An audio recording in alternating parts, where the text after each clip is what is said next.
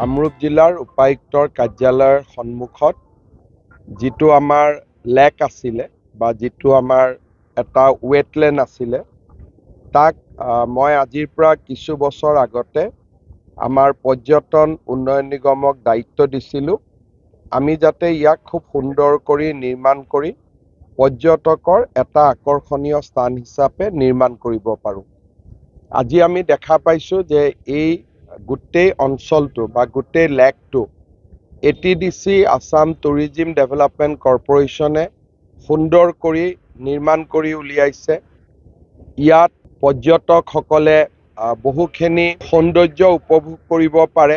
নাও আদিৰে বা বিভিন্ন একুৱা চাইকেল আদি বিভিন্ন আধুনিক আমাৰ ভেহিকুলৰ জৰিয়তে পানীৰ মাজত যাব পাৰে, পানী চাব পাৰে আৰু ইয়াতে ফুড ষ্টল আদিও খুব সুন্দৰ কৰি নিৰ্মাণ হৈছে।